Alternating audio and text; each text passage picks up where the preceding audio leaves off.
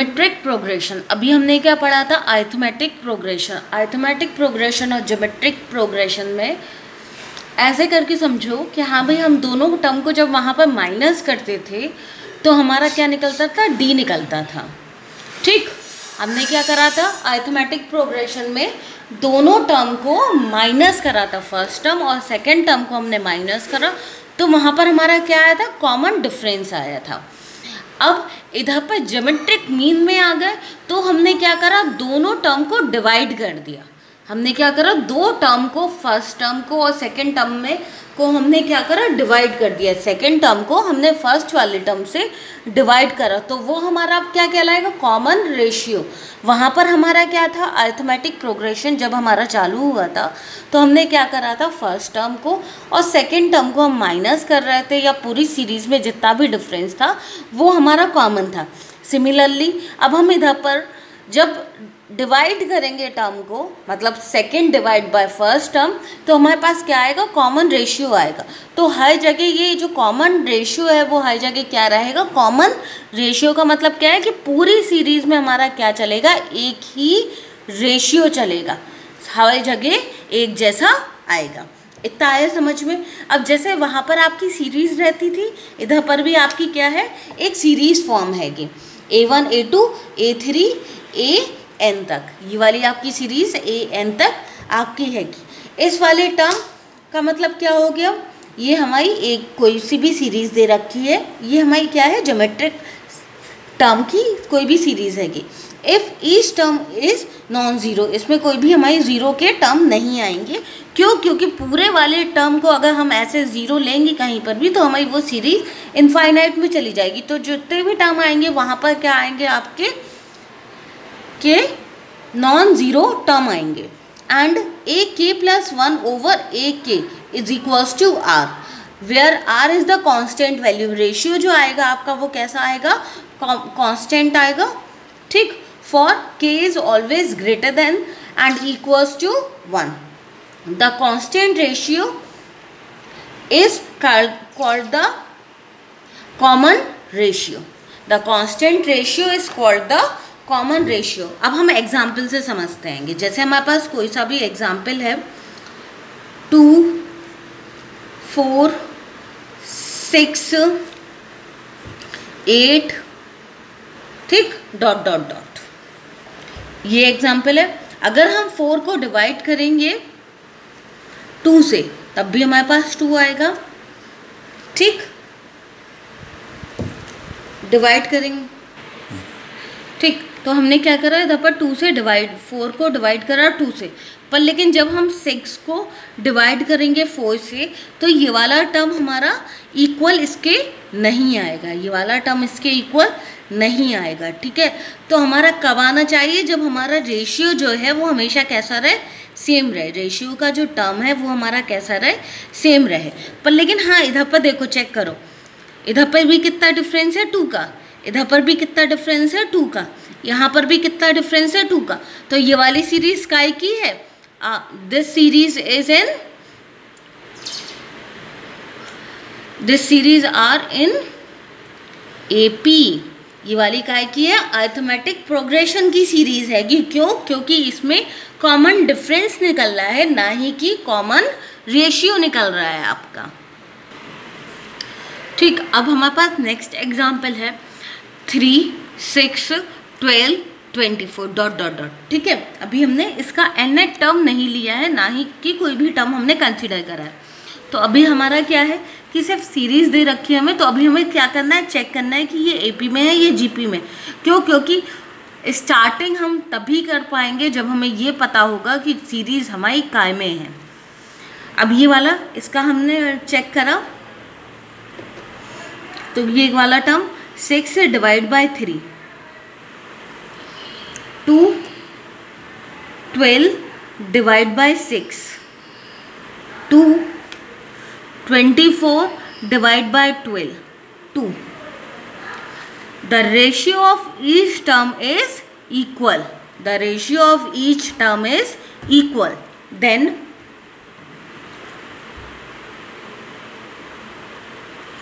R is the common ratio which is equals to 2. And the series are in now in GP. इधर तक clear है? ये हमारी जो सीरीज है वो हमारी काय में है, जीपी में है। इधर तक क्लियर है क्या? अब हम क्या करेंगे, जब हमें ये चीज़ पता चल गई है कि हाँ भाई सीरीज हमारी क्या है, एपी में है या जीपी में है, एपी के टर्म पूरे क्लियर हैं आपके। अब हमें क्या देखना है, मेन फोकस अब काय पे करना है, जीपी पे करना है। तो पहले हम क्या निकालेंगे, nth टर्म ऑफ जीपी। अब हमें क्या निकालना है, nth टर्म ऑफ जीपी। तो nth टर्म ऑफ जीपी के लिए हमारा फॉर्मूला क्या होता है, an is equals to a r n minus 1। an is equals to a r n minus 1। इतना क्लियर है? an nth term, a first term and r is the common ratio of the GP, common ratio of the GP।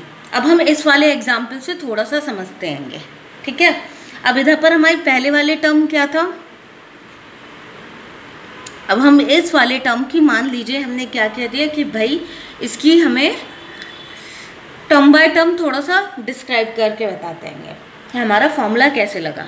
a1 की value कितनी होगी हमारी, a r n minus 1, n के लिए हमारा कितना है इधर पर 1 minus 1। a is equals to, इस वाली सीरीज में हमारे पास कितना है 3, तो a1 की वैल्यू हमारी कितनी हो गई 3। अब हम क्या, a2 is equals to a r 2 minus 1 equals to 2 minus 1। तो a हमारे पास कितना है 3, कॉमन रेशियो हमारा कितना था 2, इधर पर पावर कितनी है हमारी 1 ही हो जाएगी ना, तो हमारा ये वाला टर्म कितना हो गया 6। फिर उसके बाद a3 पर हमने करा a3, तो ये वाला टर्म कितना होगा a r 3 माइनस 1। इतना क्लियर है?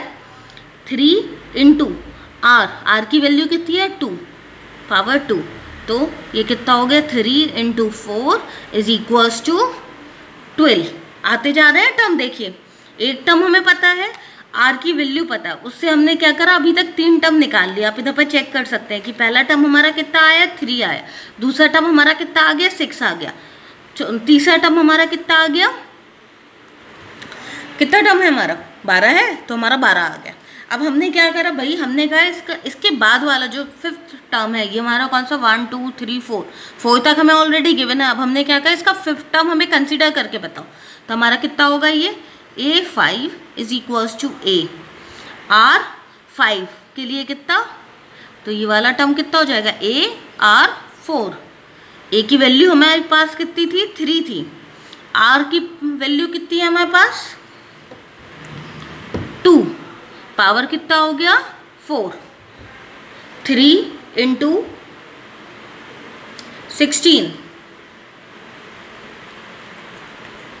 48 कितना हो गया आपका 48।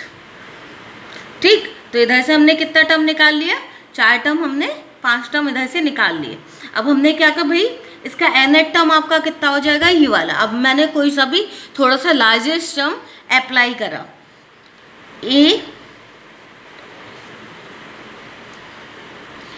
मान लीजिए मैंने 10 के लिए कंसिडर करा, इसकी कौन सी टर्म मैंने निकाली 10 टर्म, तो कितना हो जाएगा ये आपका a r power 10 minus 1 is equals to a r 9।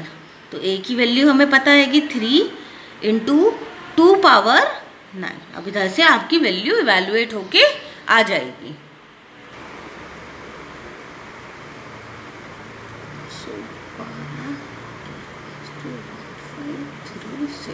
इतना क्लियर है क्या? अब हमें न्यूमेरिकल दे रखा है, which term of the GP 5 times ये सीरीज दे दी इज 5120। अब हमें ये वाला टर्म का क्या एवेलुएट करना है, विच टर्म, तो means we have to calculate the value of n, we have to calculate the value of n। तो अब हम क्या करेंगे, इधर पर फिर से हमने फॉर्मूला अप्लाई करा, A N is equals to A R n minus 1, ये आपका फॉर्मूला है। अब हमने क्या कंसीडर करा, let a N is equals to 5120,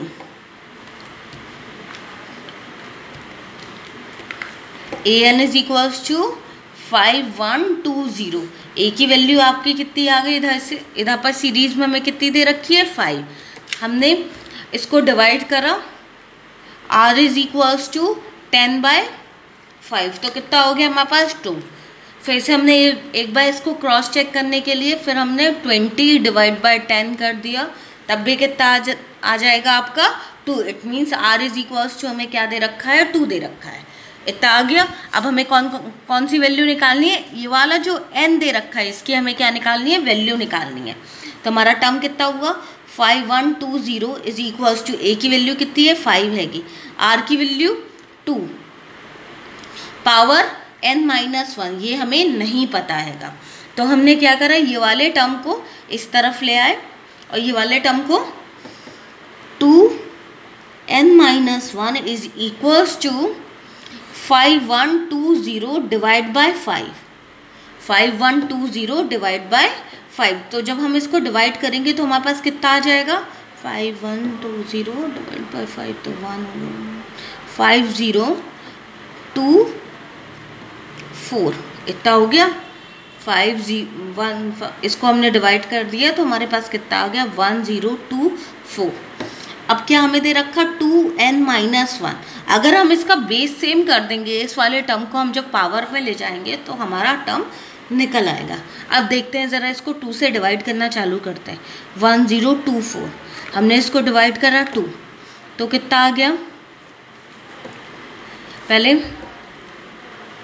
512, फिर हमने 2 से करा तो ये वाला टर्म हमारा कितना आ गया,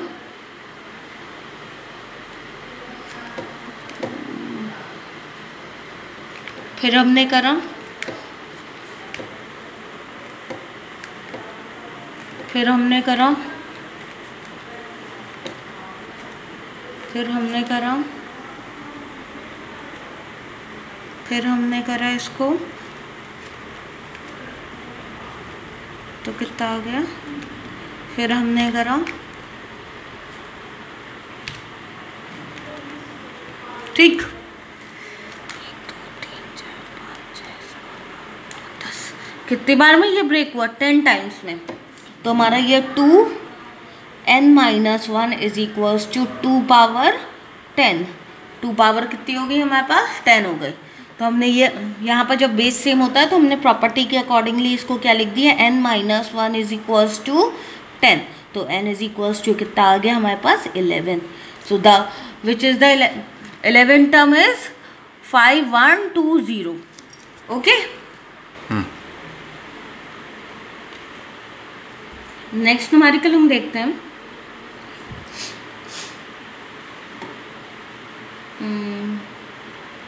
चलो, फॉर व्हाट